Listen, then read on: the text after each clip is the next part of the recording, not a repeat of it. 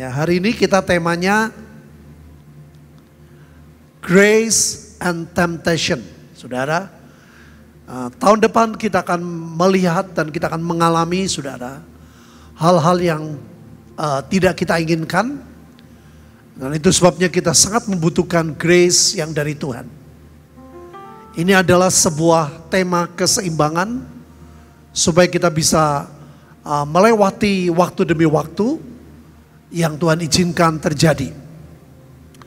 Hari-hari ini, saudara, lebih tepat kita mempersiapkan diri untuk masa kesusahan. Kalau kita mempersiapkan diri untuk masa kesusahan, sewaktu-waktu Tuhan datang, saudara sudah siap. Kenapa? Karena kita menyiapkannya di masa susah. Kalau masa susah, saudara perlu melekat kepada Tuhan lebih dari biasanya. Di masa susah, saudara perlu baca Alkitab lebih dari biasanya. Nanti saya ceritakan, saudara, apa yang saya alami kemarin pergi ke sebuah negara, ke sebuah kota yang tidak saya duga sama sekali. Kondisi keadaan seperti itu. Dan di situ, saudara, mereka orang-orang yang ada, ya, mereka betul-betul mengalami temptation, mengalami pencobaan, mengalami keadaan yang tidak enak. Dan mereka mesti baca Alkitab lebih banyak, mereka berdoa lebih banyak, ibadah hanya diberi waktu 1 jam, saudara. 1 jam. Dan mereka sangat susah. Peraturan-peraturan pemerintah yang menyulitkan mereka. Sehingga sekian juta orang, saudara, berubah kepercayaan. Menyedihkan sekali. Betul-betul saya tidak duga, saudara. Saya tidak mengira. Dan kalau saya melihat, saudara, kondisi sebenarnya membuat mereka tuh mau tidak mau. Dengan musik yang sangat pelan, dengan pintu semua mesti tertutup, dengan masuk ibadah lewat warung supaya nggak kelihatan. Saya bilang, China kah ini? Ya banyak, saudara, nggak tahu. Teman-teman saya yang sering keluar negeri saya ceritakan, oh masa sih? Ya, kita sangat membutuhkan anugerah, Bapak Ibu. Jangan berpikir, oh itu cuma di China, oh itu cuman temptation cuma di China, cuma di negeri itu. Enggak, saudara. Kita akan alami.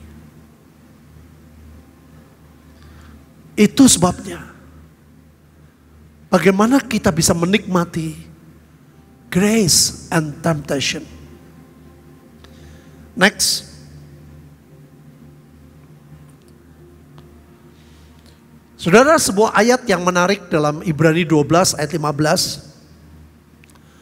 Alkitab mengatakan jagalah, ya, dimulai dengan jagalah.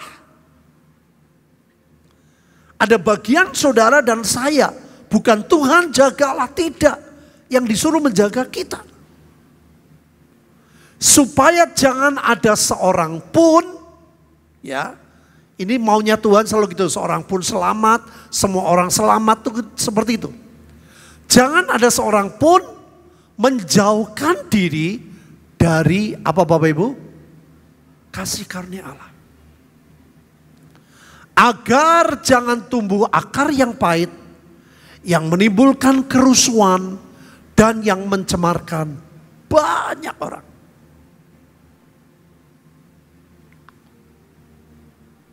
Grace, kasih karunia. Jagalah, kata Tuhan, supaya jangan ada seorang pun menjauhkan diri. Saudara, dalam arti bahasa Yunaninya menarik banget. Enokleo punya 3 arti.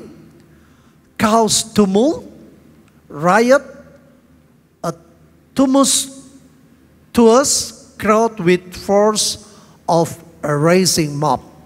3 arti ini, saudara, kalau kita baca dengan hurufiah, sepertinya biasa. Ya, yang pertama chaos, tumult, Artinya mengakibatkan kegaduhan dan kebingungan karena suara-suara yang muncul terdengar. Riot, pemberontakan yang bergejolak dan menimbulkan kerusuhan. Yang ketiga, kekacauan yang disebabkan oleh kekuatan massa yang mengamuk. Saudara, kalau kita membaca seperti ini seolah-olah mengakibatkan kegaduhan di luar, bergejolak di luar, kerusuhan, kekacauan, kekuatan massa yang mengamuk di luar. Ternyata tidak, saudara. Pada waktu saya tanya saudara saya yang ahli bahasa Ibrani, ini semua artinya apa? Terjadi di dalam. Begitu saudara dan saya menjauhkan diri dari kasih karunia, terjadi ini di dalam kita. Masa ini bukan masa orang, saudara. Kuasa-kuasa gelap yang datang menguasai hidup saudara. Kekacauan ini kerusuhan, bukan kerusuhan di luar, tapi kerusuhan di sini. Kekacauan di hidup kita. Kebingungan, suara-suara yang muncul. Saudara jadi orang Kristen yang tidak pasti. Ini gimana nih? Aku kok bingung ya, aku kok cemas, aku gak ngerti harus gimana. Ini gini, kondisi gimana? Ini semua di dalam, saudara. Dan ini akan menimbulkan keluar juga. Tapi dimulai dari dalam. Saya kaget. Kekacauan disebabkan oleh kekuatan massa yang mengamuk. Oh, berarti begitu menjauhkan sana orang datang. Tidak. Massa di sini artinya kuasa gelap. Saya bilang, menarik banget. Begitu saudara menjauhkan diri dari kasih karunia, ini yang terjadi. Saudara bingung sendiri, terjadi kegaduhan di pikiran saudara. Sering kadang-kadang gitu kan, aku bingung nih, terus gimana ya? Aku kok cemas ya? Aku jadi gak ngerti nih, apa yang harus saya perbuat? Ini yang benar yang mana ya? Saudara kacau sendiri. Ini terjadi di dalam hidup orang yang menjauhkan diri kasih karunia. Terjadi pemberontakan bergejolak. Yang berontak siapa? Bukan orang luar, saudara kan berontak. Bergejolak. Gak bisa dong begini. Sehingga saudara akan marah kepada setiap orang. Istri bisa marah kepada suami, suami bisa marah kepada istri, orang tua pada anak. Saudara kepada majikan saudara. Makanya sering kali kita dengar, saya benar saudara. Karena saudara sering dengar ya bahwa masalah itu sebetulnya dimulai bukan dari orang luar. Masalah bukan dimulai dari luar. Masalah dimulai dari mana? Dari dalam. Ini arti enokleo.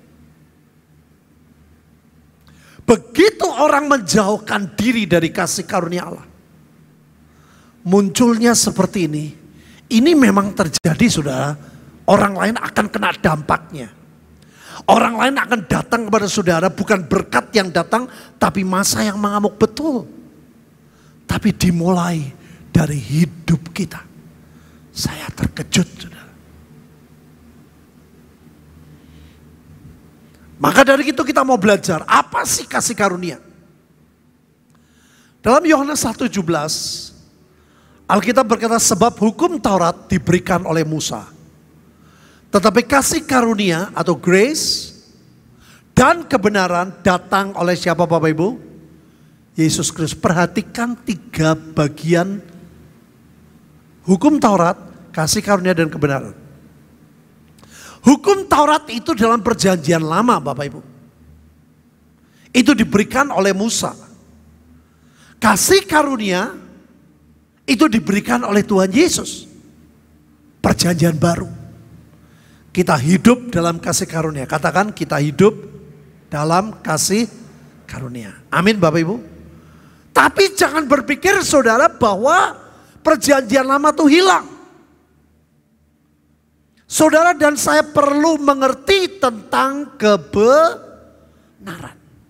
Kebenaran inilah yang menyambung dari perjanjian lama ke perjanjian baru.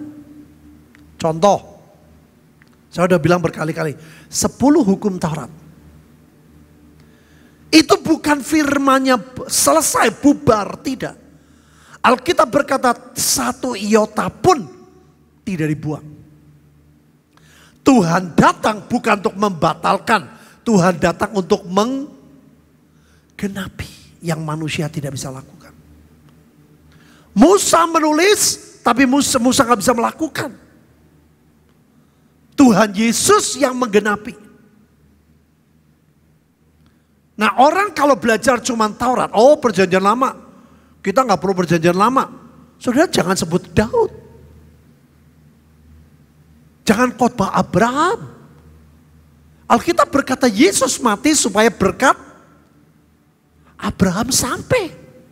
Abraham itu bukan perjanjian baru. Abraham perjanjian lama. Itu sebabnya perlunya pengertian kebenaran.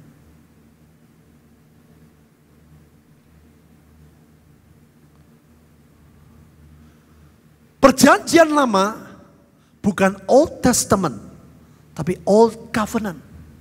Perjanjian baru bukan New Testament, tapi New Covenant. Perjanjian yang diperbarui. Maka dari itu Alkitab kita ada perjanjian lama, ada perjanjian baru. Bedanya di mana? Akibat dari hukum Taurat, kalau orang tidak bisa melakukan tidak selamat, tidak berlaku buat kita. Karena kita selamat karena apa Bapak Ibu? Kasih karunia. Itulah kebenaran. Saudara. Nah, menarik saudara. Ada sebuah grup guyonan. Kalau kamu pengen lihat gereja perjanjian lama di Indonesia, datanglah ke tempat ini.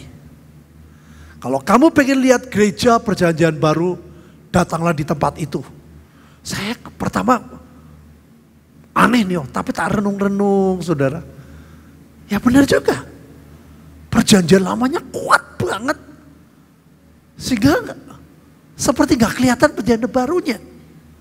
Sebaliknya ada sebuah gereja yang perjanjian baru, gak ada perjanjian lamanya. Terus ada yang tanya, yang benar gimana dong? Saudara, saya terkejut. Ada satu orang hamba Tuhan. Tahu dia ngomong, saya diberkati sekali dengan pengajaran. Karena dari beliau ini katanya, saya bisa melihat 90% Tuhan, 10% manusia. 90% perjanjian baru, 10% perjanjian lama. Nah, saudara, pengertian 10% jangan dianggap sepele ya, sedikit nanti kita akan belajar. Jadi selalu beliau berkata, ini karena Tuhan. Aku bisa mengerjakan karena Tuhan. Tidak pernah dia memunculkan dirinya. Dan itu sebuah pembicaraan menarik saudara. Sampai yang lain yang tidak suka diam. Dia bilang, ayo kita belajar objektif. Dia bilang. Dia berkata selalu, aku hamba yang tidak berguna. Semua yang mengerjakan hanya Tuhan. Semua anugerah Tuhan. Betul Bapak Ibu? Nah, itu pembicaraan yang menarik. Nah, jangan pikir 10% itu kecil Bapak Ibu. Jangan pikir, oh kita seringkali tertipu dengan kata 10%. Saya belajar, kita banyak belajar saudara di perjanjian lama. Kita banyak belajar tentang Daud, orang hebat, orang yang dicintai Tuhan. Tentang Elia, tentang Elisa, semua banyak perjanjian lama. Bukan berarti 10% itu kecil. Seringkali kita tertipu dengan nominal. Bapak Ibu ingat Tuhan gak berkata ada perempuan janda yang memberikan persembahan sangat kecil. Tapi di hadapan Tuhan dia lebih besar. Makanya jangan tertipu dengan nominal. Next. Ini pengertian ini penting banget Bapak Ibu. Supaya kita tuh nanti tahun depan begitu terjadi ini terjadi itu. Oh, sudah gak marah sama Tuhan. Ya Tuhan aku siapin. Saudara, ini contoh kasih karunia. Ayat-ayat perkataan kata pencobaan, penderitaan itu jauh lebih banyak ditulis di Perjanjian Baru, bukan di Perjanjian Lama. Itu sebabnya butuh kasih karunia. Ya, orang pikir, oh kasih karunia, sudah kita diam aja, nanti semuanya Tuhan. Tidak. Nah ini saya mau beri contoh ya. Ini Perjanjian Baru loh ya. Ini kasih karunia. Ini yang ngomong Tuhan Yesus. Masuklah melalui pintu, apa Bapak Ibu? Yang sesak, yang sempit. Karena lebarlah pintu, luaslah jalan yang menuju kebinasaan. Dan banyak orang yang melaluinya loh, bayangin Bapak Ibu. Orang selalu memilih yang enak. Oh, aku pilih kasih karunia. Saya nggak mau pilih temptation. Saya nggak mau pilih perjanjian lama, saya pilih perjanjian baru. Saudara harus pilih dua-duanya. Sebab Alkitab kita dua itu. Halo? Amin Bapak Ibu? Karena sesaklah pintu, sempitlah jalan yang menuju kepada kehidupan. Bayangin Alkitab berkata, banyak orang mendapatnya. Halo? Banyak apa sedikit? Sedikit saudara. Makanya tadi malam saya khotbah kemarin sore di sebuah tempat. Saya bilang orang yang meninggal dalam Tuhan. Bukan di dalam gereja. Bukan jaminan KTP Kristen. Orang yang di dalam Tuhan, dia ada di gereja. Orang yang di gereja belum tentu di dalam Tuhan. Kalau saudara tidak hidup sungguh-sungguh dalam kasih karunia-Nya, bukan dalam Tuhan. Ada anak baby meninggal, saya tanya orang tuanya, ini anak keberapa? Anak pertama Pak. Aduh, saya sedih saudara.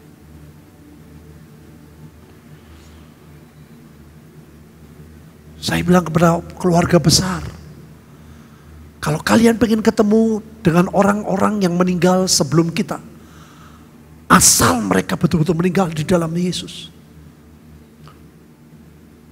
gak bisa hidup sembarangan.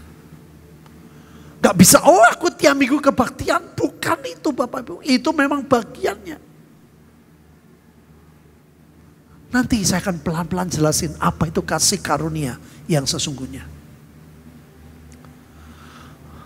Contoh Wahyu. Mereka kan berperang melawan anak domba, tetapi anak domba akan mengalahkan mereka. Karena ia adalah Tuhan di atas segala Tuhan. Sudah lihat peperangan itu mengerikan. Anak domba aja dilawan. Makanya apa yang saya lihat di negeri itu, loh kok begini ya? Saya pikir, oh Indonesia tidak pernah ada. Indonesia tidak ada orang radikal. Di Indonesia tidak ada aliran keras. Saudara jangan berpikir terlalu seperti itu. Gedung kita pernah dibakar, gedung sekolah. Lantai bawah. Jangan berpikir, oh di Indonesia nggak ada aliran keras, nggak ada. Jangan berpikir seperti itu, saudara.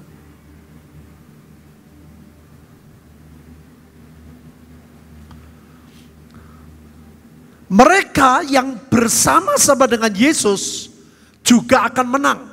Ini gerejanya, Bapak Ibu, sesuai dengan ini, nggak banyak orang, yaitu mereka yang terpanggil jadi Kristen. Dipilih, saudara mulai berbeda. Orang pilihan tuh beda, saudara. Nah, dipilih ini bukan karena Tuhan yang milih, karena orangnya meresponi. Orangnya mencintai Tuhan. Orangnya mau bekerja sama dengan Tuhan. Gak selesai Bapak Ibu, dan yang apa Bapak Ibu? setia. Ini yang saya sebutkan hamba Tuhan tadi saudara, enggak mudah. Dari umur 12 tahun sampai 80 tahun lebih. Jam 5 pagi selalu bangun berdoa. Sewaktu-waktu jam 2 dibangunin, dia bangun, dia doa. Doa puasa seminggu 2 kali. Rabu dan Sabtu. Tidak mudah saudara. Terus menerus. Saya pergi bersama beliau ke Eropa. Di Belanda. Bedanya 6 jam Bapak Ibu. Jadi kalau di sini sekarang jam 8, di sana jam 2 pagi. Tetap jam 5 waktu sana saudara. Dia doa. Waktunya orang pada makan, dia bilang enggak. Aku puasa. Saya sampai bingung saudara. Makanya enggak gampang Bapak Ibu. Tidak mudah. Ini bukan bicara sorga, tapi kita bicara menang di bumi. Maka dari itu untuk tahun depan Bapak Ibu, kita butuh grace. Kita butuh kasih karunia. Next.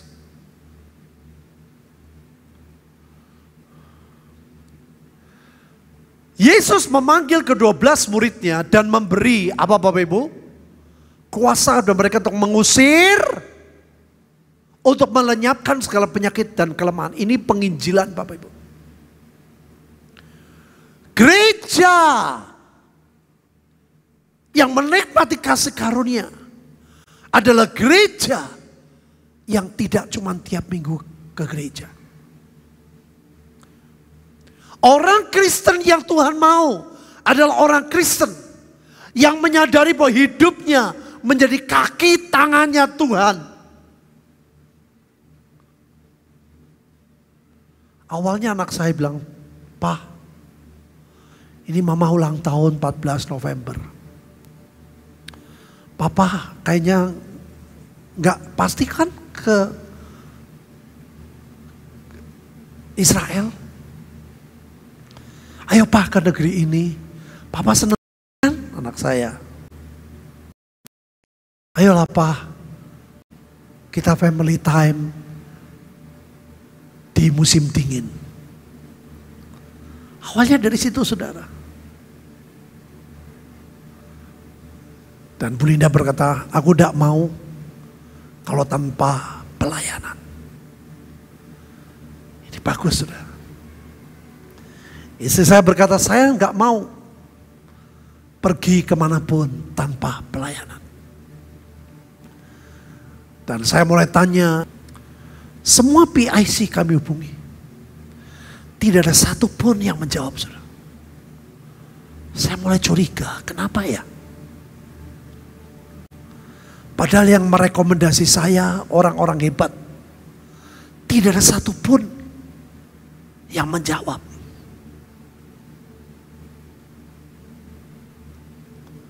Nanti saya jelasin. Saudara, ternyata Tuhan tahu. Di dalam kasih karunia saudara. Dalam penginjilan kita perlu melakukan. Di dalam kasih karunia Tuhan kenapa memberi kuasa? Alkitab berkata, karena itu tunduklah kepada Allah. Apa Bapak Ibu? Menyerahlah kepada iblis, betul? Lawan maka akan lari. Artinya apa? Saudara mesti doa peperangan. Kalau setan datang jangan dia silakan pukul saya. Saudara, dulu ada satu petinju terkenal namanya Mike Tyson. Dia selalu menang. Satu kali dia melawan Holyfield. Saya ingat sekali Holyfield di jubahnya ada ditulis bahwa aku bisa karena Tuhan. Ya, kekuatanku karena Tuhan. Dan itu menarik sekali. Aneh sekali, dia sulit mukul tapi dia kepukul. Lama-lama dia jatuh. Gak ada orang Kristen kuat, Bapak Ibu. Kalau setan mau datang kepada saudara, jangan saudara diam. Silakan pukul aku. Kalau setan mau ganggu keluarga saudara, kalau setan mau ganggu keuangan saudara, jangan silakan ambil uangku. Lawan, kata firman.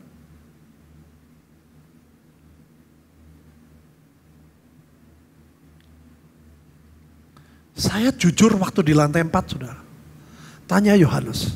Saya naik ke atas, saya cari besi. Itu naluri, saudara.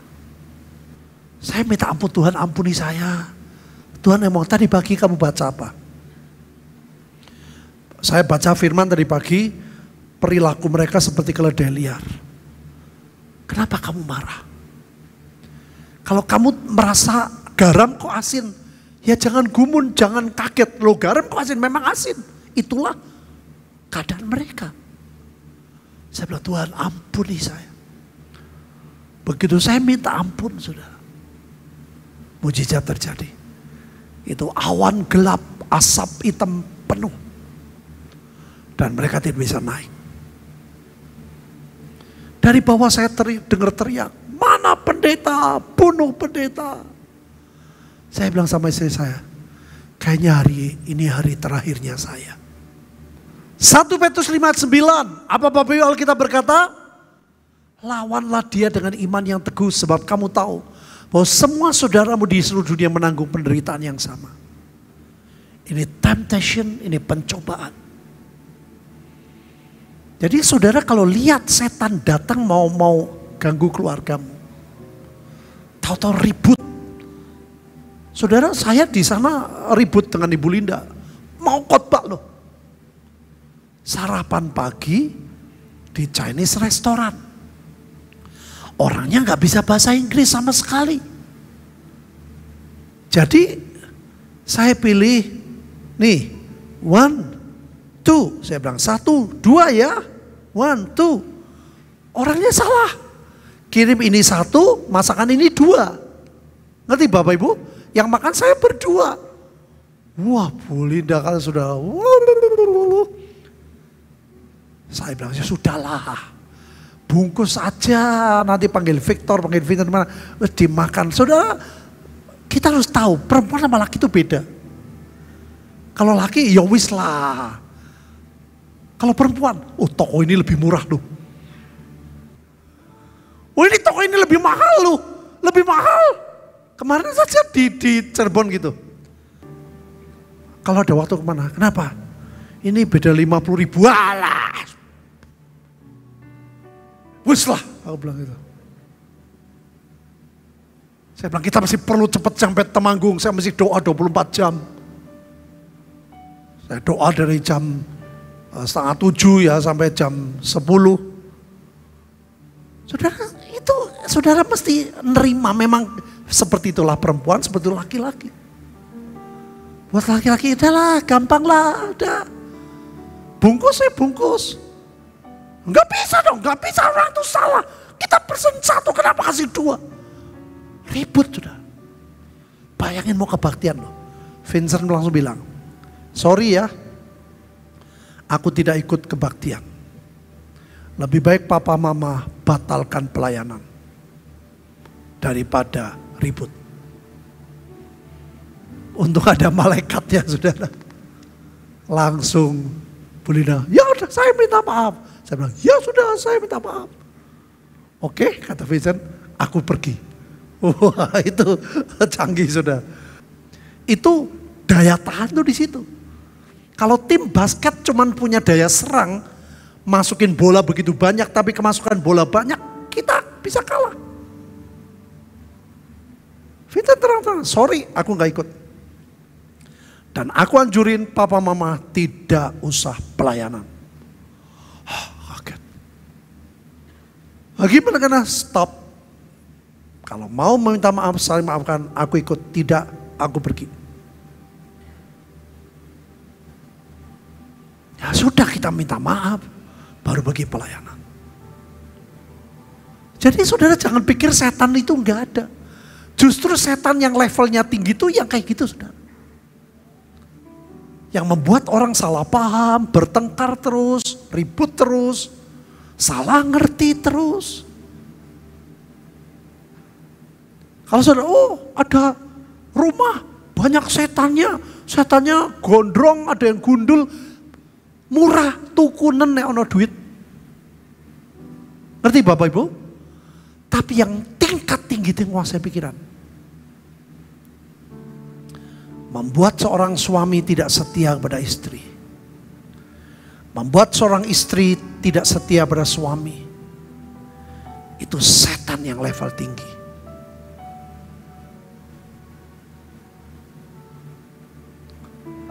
Kenapa Paulus berkata kenakanlah seluruh perlengkapan senjata Allah?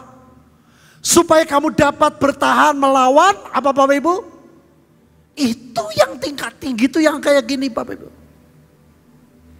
Tipu muslihat. Hanya masalah ini satu, ini dua. Harusnya ngomongnya apa? Ngomongnya one. Itu harusnya gitu, baru orangnya ngerti. Kita saya bilang two ya. Saya bilang two. Dia berkata, wah satu ini, yang ini dua porsi. Ini satu porsi, ini dua porsi. Sing mangan wong loro, telung porsi. Ini tipu muslihat iblis. Kenapa Bapak Ibu? Kita mesti doa peperangan, ini ayatnya ada. Oh kasih karunia, kita gak perlu, tidak Bapak Ibu. Bukan tiap hari harus perang, tidak. Jangan ekstrim kiri, jangan ekstrim kanan. Kalau ekstrim kiri, wah tidak ada doa. Pokoknya setan datang pukul ya silakan pukul lah. Nanti Tuhan yang bela, konyol Bapak Ibu. Ekstrim kanan perang terus. Setan gak ada diperangi. Asli diperangi sopor. Saat setan tidak ada. Ya suami istri bisa diperangi. Golek musuh terus. Sopor kita antem nih. Ayo setan endi, orang metu, sing metu nyonyai, wah diantem.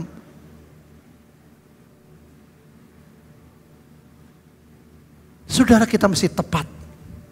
Alkitab berkata segala sesuatu ada waktunya. Yang setuju katakan. Tapi jangan semua mesti perang, semua perang. Bukan Bapak Ibu. Oh tidak perlu doa perang, tidak perlu, setan gak perlu dilawan. Biarin dia pukul kita Tuhan beri kekuatan. Konyol Bapak Ibu.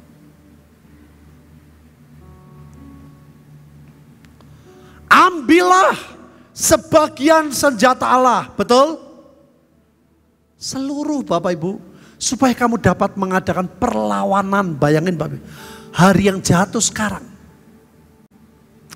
Dan tetap berdiri sesudah kamu menyelesaikan segala sesuatu. Ini masa yang tidak mudah. Saudara, akhirnya pada waktu 2 hari sebelum berangkat, baru ada satu orang menjawab email Victor yang urus anak saya. Dia bilang oke, pelayanannya 2 kali ya, Sabtu dan Minggu. Sabtu jam 2, Minggu setengah 2. Sabtu para leader, Minggu jemaat. Oke saudara. Kami pergi Sabtu dan Minggu fokus untuk pelayanan. Ya, saya tidak menduga saudara kota itu kota yang indah. Dulu 2 kali saya ke negeri itu, tapi musim panas terus. Jadi buat saya tidak menyenangkan. Tetapi kali ini datang di musim dingin dan itu menarik banget saudara. Makanannya murah. Makanannya tidak ada sapi pendek, buat saya suka banget. Ya, kebab ayamnya enak era karuan. Nah, tidak percaya, ajaklah saya kapan-kapan lagi. Makanannya murah. Cuman sayangnya itu cake-nya tuh manis-manis bukan main. Jam setengah 1 malam sudah mesti rame jalan itu. Anak saya Victor pintar banget, dia cari hotel yang dekat ke jalan besar, tapi dekat ke jalan itu pertokoan. Panjang, kira-kira mungkin dari dari jalan ini keluar dari dari kita keluar misalnya kalau biasa doa pagi itu dari Telkom sampai ke alun-alun. Itu toko semua kanan kiri. Saya menikmati saudara. Saya bilang Tuhan luar biasa. Ya, makanan-makanan murah, barang-barang branded persis hari-hari itu nilai uang negara itu sangat turun terus. Pokoknya semuanya saya nikmati saudara. Udaranya dingin enak. Cuman terakhir aja mau pulang terjadi badai. Anginnya gedenya luar biasa. Yang menyedihkan saudara. Pada waktu kami ke gereja. Begitu Sabtu datang. Ada saya dijemput seseorang. Dia ajak saya jalan.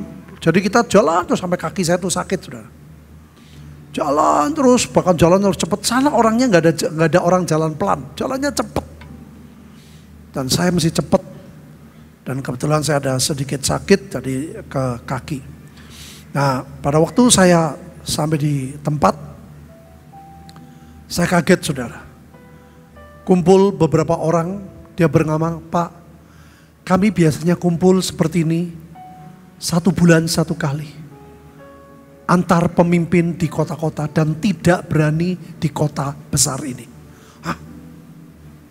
Bilang kenapa? Dan mereka cerita. Kondisi di sini tidak sangat berbeda Pak. Apa ini kota terbesar, ini ibu kota. Pemerintah tidak mengizinkan, tidak mengharapkan ada satu gereja pun di kota besar itu. Oh ya, kami biasanya kumpul 2 jam dari sini Pak, di kota kecil, dan kami mesti tetap tersembunyi. Saya semakin kaget sudah. Kan ini bukan China, ini kota turis, negara turis. Dia bilang, iya justru itu Pak. Pemerintah mengizinkan gereja yang terbuka adalah gereja sebagai tempat turis. Saudara boleh datang ke gereja, nah dulu gereja ini, dulu gereja A, dulu gereja B, dulu gereja C. Tapi sekarang menjadi tempat wisata. Tapi hari itu luar biasa saudara. Hadirat Tuhan begitu kuat. Satu persatu dinubuatkan sama Bu Linda, mereka terkejut. Semuanya dalam ketepatan apa yang mereka sedang alami. Mereka nangis. Dia bilang sudah lama kami menunggu. Ada firman dari Tuhan. Ada kekuatan dari Tuhan. Itu gak banyak sudah, kira-kira 9-10 orang. Kita doakan semuanya selesai. Yang menyedihkan pada waktu hari Minggu. Itu yang hari Sabtu, sebagian besar itu orang Kazakhstan yang punya beban untuk negeri itu. Nah yang hari Minggu adalah orang dari negeri itu. Saudara. Musik pelan-pelan. Saya pikir kenapa ya kok musiknya pelan. Pertama saya nggak ngerti saudara. Nyanyi pelan-pelan. Saya pikir oh ini mungkin aliran Protestan. Tidak Bapak Ibu. Mereka bilang Pak Pendeta. Kami kebaktian paling lamanya 1 jam. Tolong jangan lama-lama. Di gereja itu ada tulisan bahasa Korea. Dia cerita.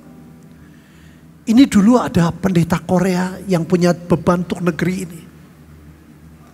Awalnya yang datang semua jemaat orang-orang Korea. Lama-lama orang dari negeri itu datang. Dan akhirnya ketangkep. Pendeta dan semua orang Korea yang sedang bisnis pun sudah deportasi semua.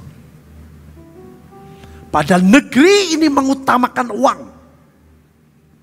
Tapi demi keadaan, demi kepercayaan, deportasi. Dan tidak pernah boleh datang. Mereka bilang, saya melindungi Bapak Pendeta. Jangan sampai Bapak dideportasi dan tidak boleh ke sini lagi.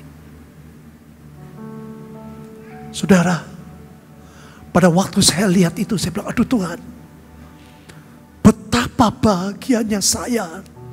Saya telepon Adi, saya ngomong, Di, kita tuh ngucap syukur di Indonesia. Kita bisa kebaktian seperti ini. Kita bisa doa tiap hari. Kita bisa nyembah Tuhan.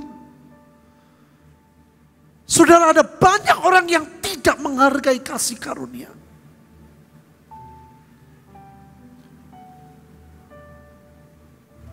Mereka sangat menderita, saudara. Mereka bilang, kenapa? Kamu kumpul cuma 1 jam, tapi jangan lama-lama. Maksudnya lebih lama lagi bersama saya. Bilang, gak bisa. Kami besok mesti pulang ke Indonesia. Saudara, ada banyak orang Kristen tidak menghargai. Makanya mau tidak mau tahun depan kita akan melihat suasana yang berbeda mulai. Ada 3 hamba Tuhan, saudara. Yang satu berkata tahun depan kelam. Yang satu bilang mulai Februari sampai Juli dia disuruh doa karena keadaan yang tidak menentu. Yang ketiga terakhir kemarin, tahun depan gelap, gelap, gelap. Di semua bidang. Ekonomi, bencana, kekacauan. Dan kau harus bangkit lebih dulu seperti Yesaya 8:60. Saudara, apa sih kasih karunia? Next.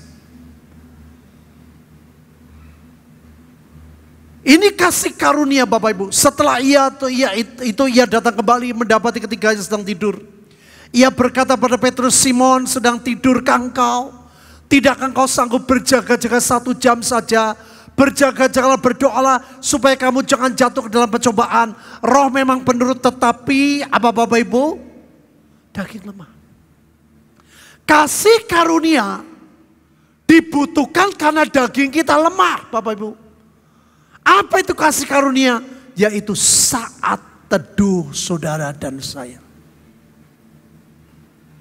Kasih karunia tertinggi adalah saudara punya waktu baca Alkitab, berdoa.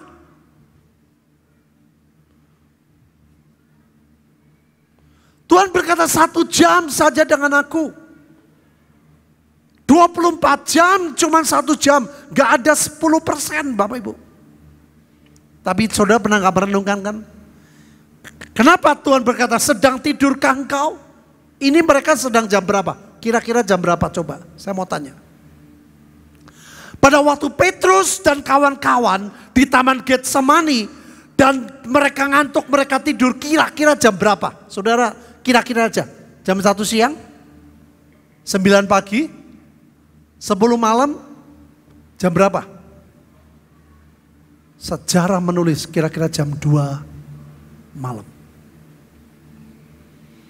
Sedangkan mereka ini para nelayan.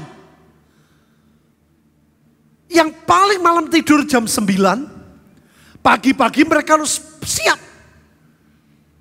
Jam 9 waktunya tidur. Jam 2 sangat ngantuk, Tuhan berkata, ayo. Berjaga-jaga dan berdoa. Saya interpretasi sekarang, berjaga-jaga itu baca Alkitab dan berdoa. Baca Alkitab dan doa. Baca Alkitab dan doa. Jadi ternyata Bapak Ibu, saat teduh itu bukan aku lagi pengen baca Alkitab. Aku lagi mood nih. Aku lagi mood pengen baca Alkitab. Oh, aku lagi mood nih pengen ibadah. Aku lagi enak nih mau doa yang pagi. Aku lagi hatiku mulai enak nih. Saudara, keliru. Kasih karunia diberikan. Bukan seperti itu Bapak. Dan hamba Tuhan tadi saya cerita, dia lakukan dari umur 12 saudara. Jam berapapun, seringkali jam 2 dibangunin Tuhan, dia bangun. Makanya kalau jam 6 itu gak berat Bapak Ibu. Ini kasih karunia saudara bisa beribadah seperti ini. Saya kaget saudara. Waktu lihat mereka, aduh seperti itu.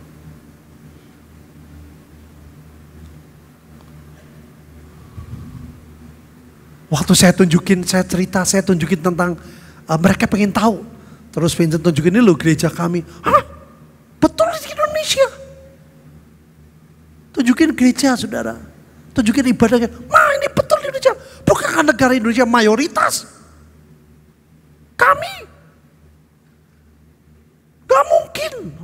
Gak percaya saudara. Lihat gereja kita.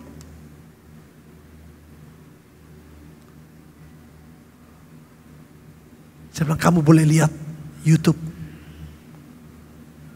Mereka bilang kok bisa ya? Kasih karunia yang dipakai Bapak Ibu. Untuk kita berdoa 1 jam dengan Tuhan. Bersekutu. Dan setelah itu selain vertikal, horizontal kita mesti pelayanan. Berdoa buat bangsa, berdoa buat kota. Jangan saudara sepelekan. Kenapa? Alkitab mengatakan kesejahteraan kotamu, kesejahteraan negerimu menjadi kesejahteraanmu.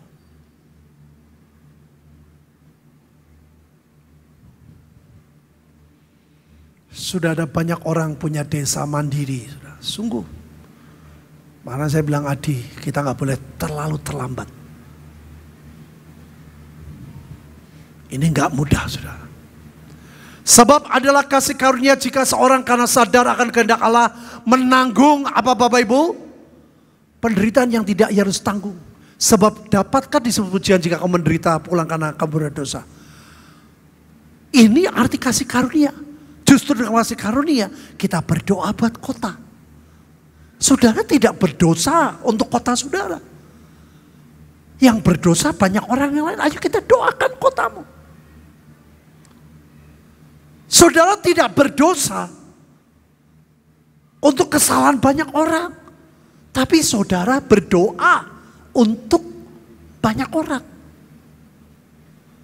Jangan berdoa untuk dirimu sendiri. Saudara menderita karena salahmu, ya itu mah bukan kasih karunia kata Tuhan. Yang namanya kasih karunia, saudara menderita untuk orang lain. Tetapi jika kamu berbuat baik karena itu kamu harus menderita, maka itu adalah apa Bapak Ibu? Kasih karunia. Sebab untuk itulah kamu dipanggil, karena Kristus pun telah menderita untuk kamu. Kamu telah meninggalkan dan telah meninggalkan teladan bagi supaya kamu mengikuti jejaknya. Orang pikir, oh kasih karunia, kita nggak perlu doa, kita nggak perlu doa perang, kita nggak perlu bersyafaat, kita tidak perlu menolong orang, kita tidak perlu bagi sembako, kita nggak hidup untuk diri sendiri, saudara. Lihat di depan sampai sekarang gedung itu masih tidak diapa-apain. Uang kita untuk menolong banyak orang. Bagi sembako. Lebih enak 2,5 M, 3 M bangun selesai.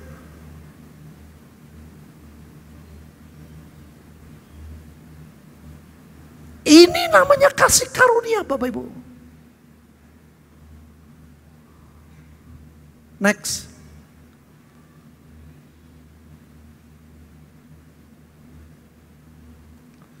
Memang setiap orang yang mau hidup beribadah dalam Kristus Yesus akan apa Bapak Ibu? Aniayanya apa? Daging saudara yang dianiaya. Waktunya tidur mesti bangun. Saya ngomong jujur kemarin. Saya di lantai 4 saya bilang saya minta maaf saya gak bisa ikut doa tiap pagi terus menerus. Kenapa? Karena jam 6 pagi, jam 2 malam di sana. Saya orangnya cepat adaptasi saudara, cepat tidur. Waktunya sana jam 10 saya bisa tidur. Padahal 10 di sana, maksudnya belum sampai jam 10, jam berapa tuh ya? Kalau jam 12, jam 6 saya ngantuk, saya tahan sampai jam 10, saya tidur. Jam 2 kurang, saya mesti wecker saya, krek. Aduh, Rasanya sampai pusing. Saya ikuti doa jam 6. Pujian, begitu pujiannya rada ngeleot sidik. Tidur saya ngaku. Saya bilang, Tuhan, aku ampuni, aku gak setia. Saudara-saudara semua doa jam 6 saya tidur. Saya ngaku, saya minta ampuni saya, Tuhan.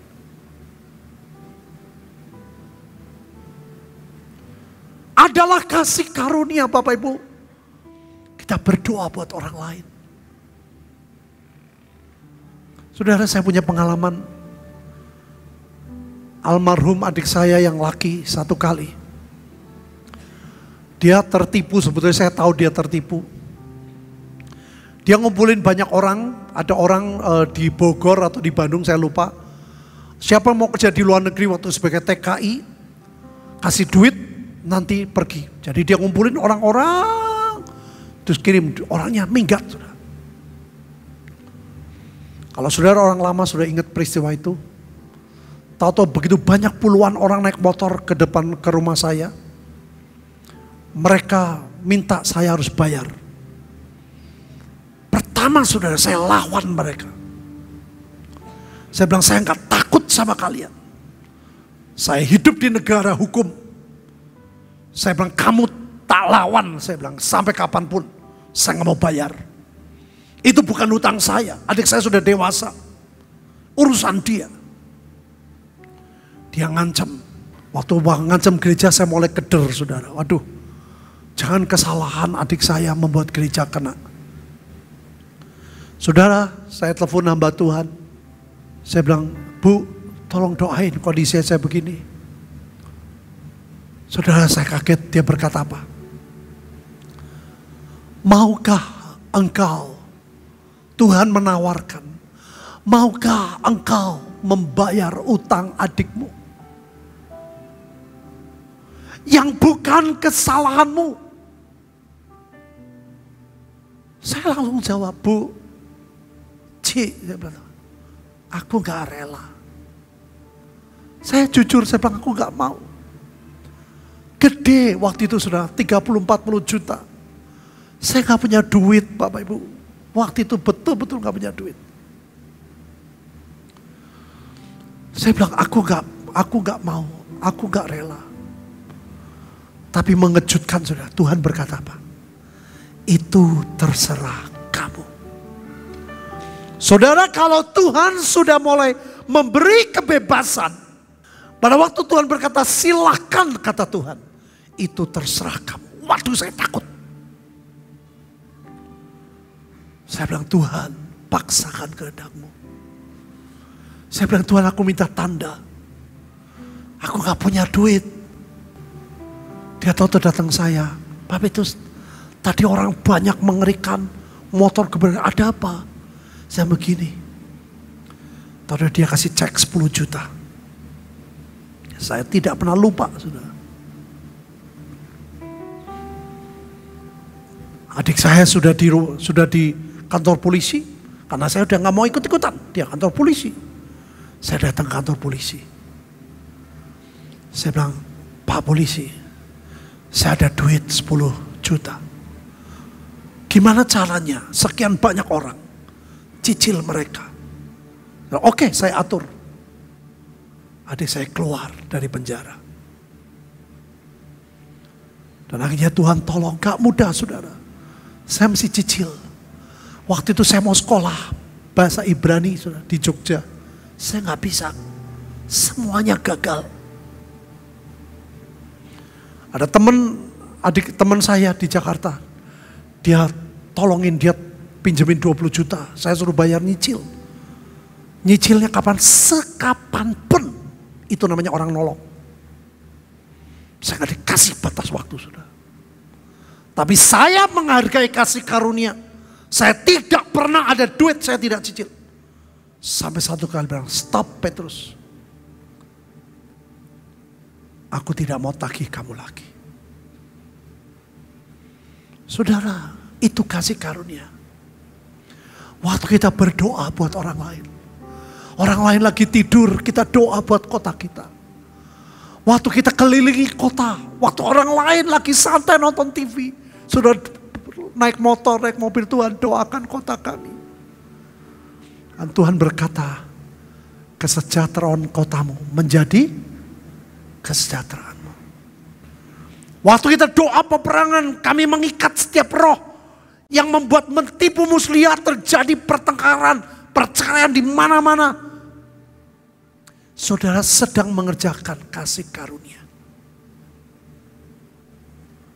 Bukan karena kesalahanmu. Ayat terakhir. Baca bersama saya. 2, 3.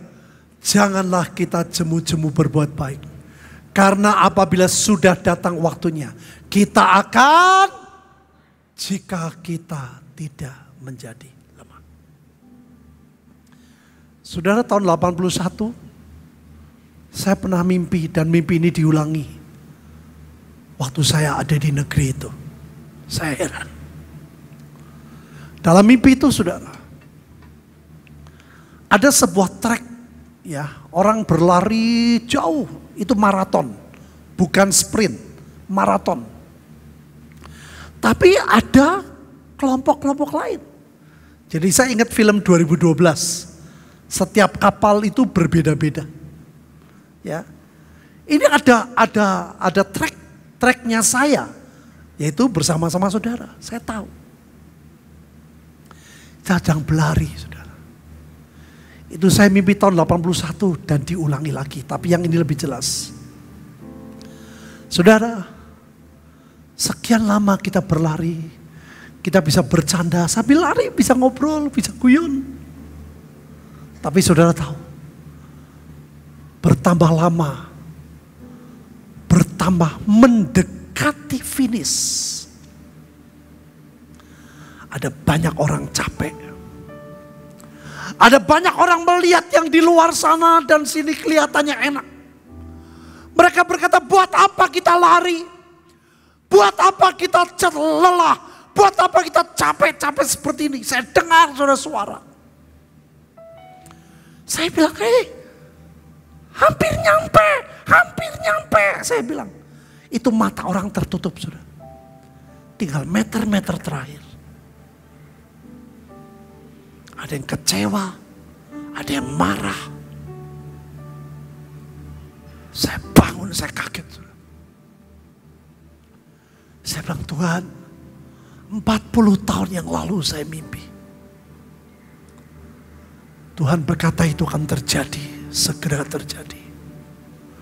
Saya mau beritahu saudara, secapek apapun hidupmu, sebanyak masalah apapun hidupmu, ayo lari bersama saya, bersama Tuhan. Kita sampai ke rencana Tuhan yang terbaik. Saya tahu saudara, ada banyak orang lelah, ada banyak orang marah, kecewa. Tapi jangan tertipu sama tipu muslihat iblis. Engkau hampir sampai rencana Allah yang terbaik. Saya ingat, saya dulu paling senang, saya beli banyak buku, mobil, motor. Dari situ saya punya buku tumpukan, saya ngerti pengertian-pengertian mobil, nyetir yang benar gimana. Sekarang orang beda. Orang kalau nyetir, saudara dulu dijelasin gitu. Kenapa di intermezzo sedikit ya. Di Jerman itu ada mobil Mercy, ada lambang Mercy itu. Kalau di Eropa saudara, orang duduk belum bisa matanya lihat lambang itu dianggap masih umurnya masih belum cukup. Jadi orang nyetir itu bukan enaknya duduk dulu, tapi bagaimana mata kita bisa lihat sepanjang, sejauh mungkin, terutama jalan yang dibawa, bukan lihat langit. Saya bilang sama Andi lucu kalau nyetir, dia sama saya kayaknya tinggi saya ya, sepertinya. Tapi dia duduknya panjang pol, terus blok kayak gini. Loh, terus kamu tutup itu pakai kacamata, kenapa silau? Lah kenapa kamu lihatnya langit? Nyetir itu lihatnya ke jalan. Nah kalau dibaca buku sudah saya diajak dia begitu, orang nyetir itu lihatnya sebanyak mungkin lihat jalan, bukan lihat langit. Nah saudara, ada banyak orang ya tidak menyadari hal-hal yang seperti saudara. Sehingga hidup kita seenaknya sendiri. Dari situ saya sadar saudara, ternyata hidup tidak mudah. Di situ dijelasin, ada pertanyaan, kapankah kecelakaan paling banyak? Ayo saudara, ingat saya pernah cerita. Kalau orang dari Semarang, Temanggung mau ke Jakarta, kecelakaan yang paling memungkinkan itu pada waktu mau nyampe tujuan. Kenapa? Karena setelah saudara pertama nyetir, sehat, kuat, fit. Tapi berjalannya waktu, tambah lama tambah kuat apa tambah lemah? Tambah kuat apa tambah lemah Bapak Ibu? Lemah. Dan pada waktu hampir nyampe, kelelahanmu menurun drastis. Dulu ada pendeta Tegal, sudah. Dia mesong di Temanggung. Dia pulang sampai mau ke Tegal. Hanya sekian kilo. Itu di Padaharja namanya, tempat saya latihan basket. Dari situ dia tabrak pohon besar dan dia meninggal. Suami istri. Diperiksa sama polisi, tidak ada tanda-tanda pengereman. Kenapa saudara? Dia tertidur pada waktu nyetir. Karena terlalu lelah. Saudara, Tuhan tahu saudara lelah. Tuhan berikan kasih karunia untuk kita bangkit, kejar yang ilahi yang Tuhan sediakan. Amin Bapak Ibu.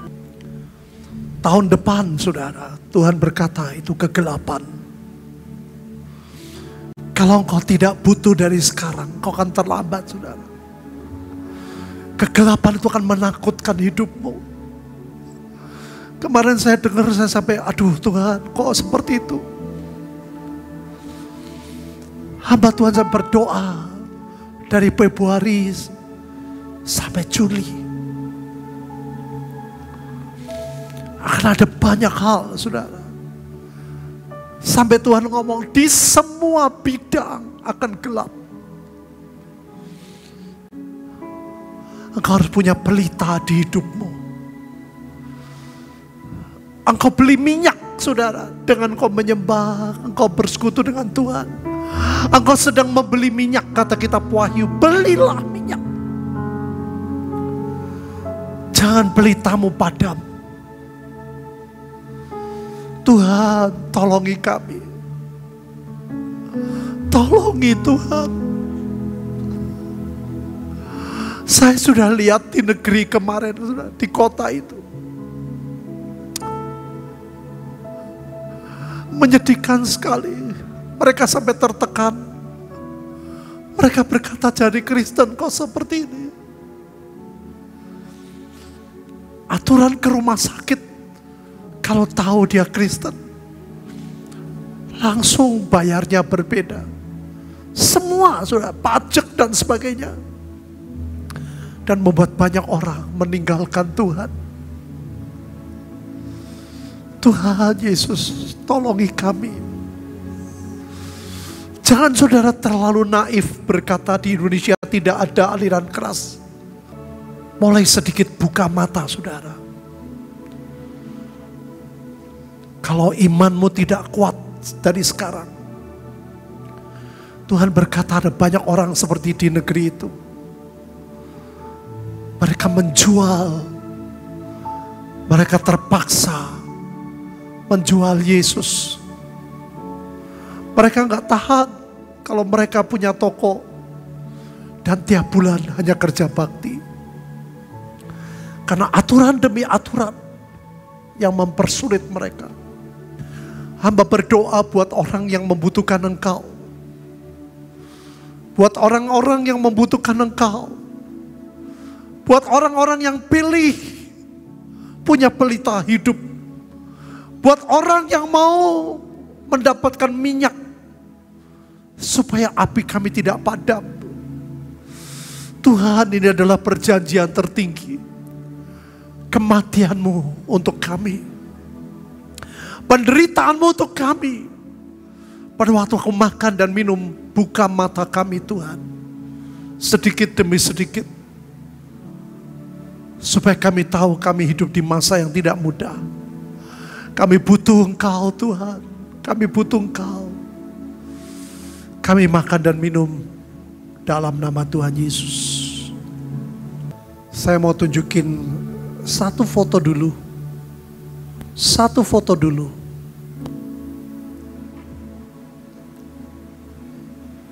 Ini tempat kami ibadah, saudara, di gedung jelek, gedung yang sudah rusak.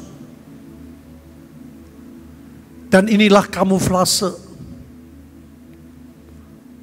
Ini warung, sudah tahu, ini warung negeri itu terkenal dengan ice cream yang tok tok tok tok segala macam, yang sudah buah. Dan kita masuk dari sini sampai ke dalam dan baru naik ke tempat ini. Gedung yang sudah jelek, yang sudah bolong, yang sudah rusak, bangunan yang sudah tua. Mereka beribadah di tempat seperti ini. Gedung kita bukan gedung yang terbaik, saudara. Tapi kita bisa tempat duduk yang enak. Kita punya LED yang cukup baik. Saudara bisa bebas seperti ini. Saya kaget pertama masuk ke sini. Saya bilang sama orangnya, kalau bisa jangan makan dulu. Ini kita langsung kebaktian. Dia tersenyum sama saya. Dia bilang, follow me. Dan saya masuk terus ke dalam. Ini gedung rusak, saudara. Hanya kami masuk ke tempat ini.